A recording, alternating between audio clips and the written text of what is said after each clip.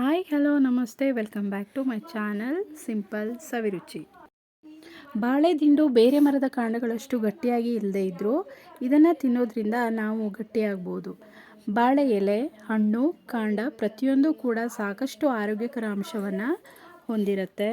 ಅದರ ಕಾಂಡದಿಂದ ತಯಾರಿಸುವಂಥ ಪಲ್ಯವನ್ನು ಯಾವ ರೀತಿ ಮಾಡೋದು ಅಂತ ನೋಡೋಣ ಬನ್ನಿ. ಮೊದಲಿಗೆ ನಾನಿಲ್ಲಿ ಬಾಳೆ ದಿಂಡನ್ನು ತಗೊಂಡಿದ್ದೀನಿ. ಇದರಲ್ಲಿ ನಾವು ಹೊರಗಡೆ ಭಾಗ ಏನು ಕಾಣಿಸುತ್ತಲ್ವ, ಔಟರ್ ಲೇಯರ್, ಇದನ್ನು ನಾವು ಮೊದಲು ಕಟ್ ಮಾಡಿ ತೆಗೆದುಕೊಳ್ಬೇಕಾಗತ್ತೆ. ಒಳಗಡೆ ಪಾರ್ಟನ್ನು ಮಾತ್ರ ನಾವು ಯೂಸ್ ಮಾಡಬೇಕು.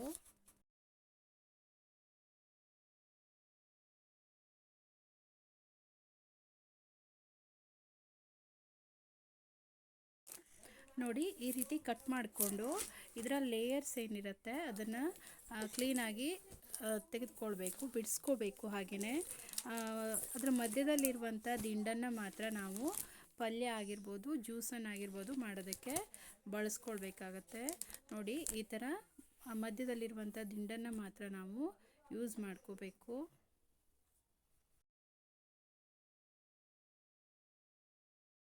ಈಗ ಇದನ್ನು ಚಿಕ್ಕದಾಗಿ ಕಟ್ ಮಾಡ್ಕೊಳ್ಳೋಣ.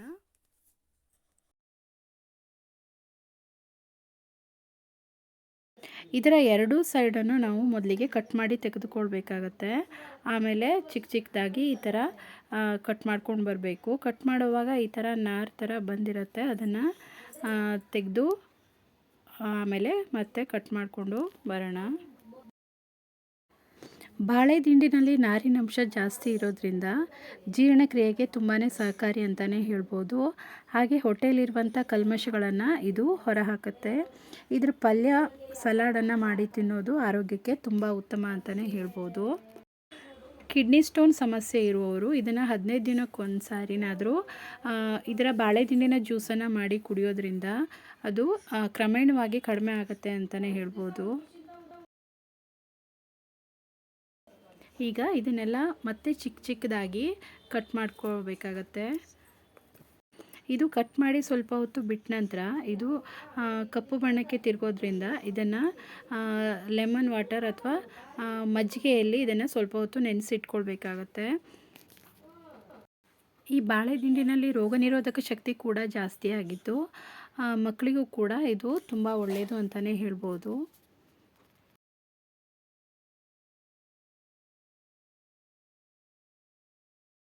ಈಗ ಇದನ್ನೆಲ್ಲ ಕಟ್ ಮಾಡಿಕೊಂಡು ಆಗಿದೆ. ಇದು ಮುಳುಗುವಷ್ಟು ನೀರನ್ನು ಹಾಕಿ ಸ್ವಲ್ಪ ಲಿಂಬು ರಸವನ್ನು ಹಾಕಿ ಬಿಡ್ತಾ ಇದ್ದೀನಿ.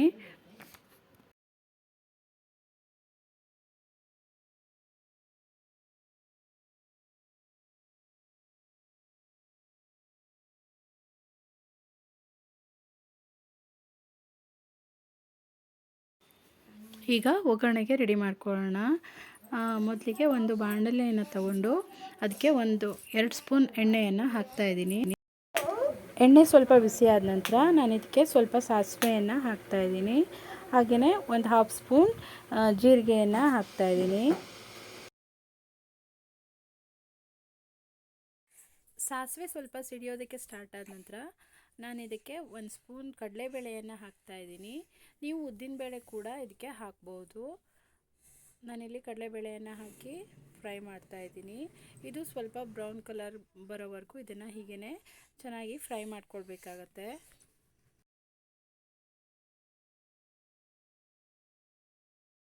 ಹಾಗೆಯೇ ನಾನಿಲ್ಲಿ ಒಂದು ಈರುಳ್ಳಿ, 1-2 ಹಸಿಮೆಣಸಿನಕಾಯಿಯನ್ನು ಉದ್ದಕ್ಕೆ ಸೀಳ್ಕೊಂಡು ಇಟ್ಕೊಂಡಿದ್ದೀನಿ. ಹಾಗೆಯೇ ಒಂದು 4ರಿಂದ 5 ಬೆಳ್ಳುಳ್ಳಿಯನ್ನು ಜಜ್ಜಿ ಇಟ್ಕೊಂಡಿದ್ದೀನಿ.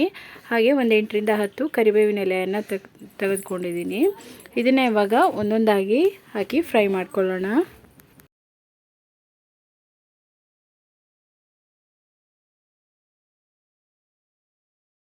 ಹಾಗೆಯೇ ನಾನಿಲ್ಲಿ ಸ್ವಲ್ಪ ಉಪ್ಪನ್ನು ಹಾಕಿ ಫ್ರೈ ಮಾಡ್ಕೊಳ್ತಾ ಇದ್ದೀನಿ.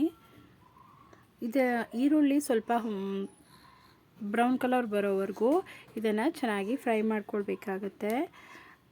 ಇದರ ಹಸಿ ವಾಸನೆ ಹೋಗೋವರೆಗೂ ನಾವು ಹೀಗೇ ಫ್ರೈ ಮಾಡಿಕೊಂಡು ಆಮೇಲೆ ಕಟ್ ಮಾಡ್ಕೊಂಡಿರುವಂಥ ಬಾಳೆ ದಿಂಡನ್ನು ಇದಕ್ಕೆ ಸೇರಿಸ್ಕೊಳ್ಳೋಣ.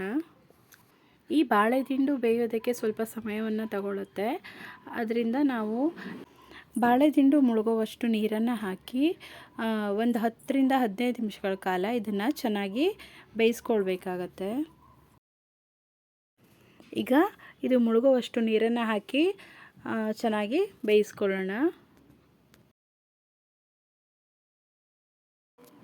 ಹೀಗೆ ಒಂದು 15 ನಿಮಿಷಗಳ ಕಾಲ ಇದನ್ನು ಮುಚ್ಚಿಟ್ಟು ಚೆನ್ನಾಗಿ ಬೇಯಿಸ್ಕೊಳ್ಳೋಣ. ನೋಡಿ, ಇವಾಗ 15 ನಿಮಿಷಗಳ ನಂತರ ಇಷ್ಟು ಬೆಂದಿದೆ. ಇದಕ್ಕೆ ಸ್ವಲ್ಪ ತೆಂಗಿನಕಾಯಿ ತುರಿಯನ್ನು ಸೇರಿಸ್ಕೊಳ್ತಾ ಇದ್ದೀನಿ. ನೀವು ಒಣ ಕೊಬ್ಬರಿ ತುರಿ ಕೂಡ ಯೂಸ್ ಮಾಡ್ಕೋಬೋದು. ನಾನಿಲ್ಲಿ ಹಸಿ ಕೊಬ್ಬರಿಯನ್ನು ಹಾಕ್ತಾಯಿದ್ದೀನಿ. ಹಾಗೆಯೇ ಒಂದು ಸ್ವಲ್ಪ ಅರಿಶಿನ ಪುಡಿಯನ್ನು ಹಾಕ್ತಾಯಿದ್ದೀನಿ. ಹಾಗೆ 1 ಸ್ಪೂನ್ ಚಿಲ್ಲಿ ಪೌಡರನ್ನು ಹಾಕ್ತಾಯಿದ್ದೀನಿ. ನಿಮ್ಮ ಖಾರಕ್ಕೆ ಅನುಗುಣವಾಗಿ ನೀವು ಚಿಲ್ಲಿ ಪೌಡರನ್ನು ಯೂಸ್ ಮಾಡ್ಕೋಬೋದು. ಹೀಗೆ ಸ್ವಲ್ಪ ಒಂದು 5 ನಿಮಿಷಗಳ ಕಾಲ ಹೀಗೇ ಚೆನ್ನಾಗಿ ಬೇಯಿಸ್ಕೊಂಡು ಸ್ಟವನ್ನು ಆಫ್ ಮಾಡಿದರೆ ಆರೋಗ್ಯಕರವಾದಂಥ ಬಾಳೆ ದಿಂಡಿನ ಪಲ್ಯ ಸವಿಯೋದಕ್ಕೆ ಸಿದ್ಧವಾಗಿದೆ. ನೀವು ಒಮ್ಮೆ ಟ್ರೈ ಮಾಡಿ. ಚಾನಲ್ನ ಸಬ್ಸ್ಕ್ರೈಬ್ ಮಾಡದೆ ನೋಡ್ತಾ ಇರೋರು ಪ್ಲೀಸ್ ಚಾನಲ್ನ ಸಬ್ಸ್ಕ್ರೈಬ್ ಮಾಡಿಕೊಂಡು ನೋಡಿ. Thank you for watching.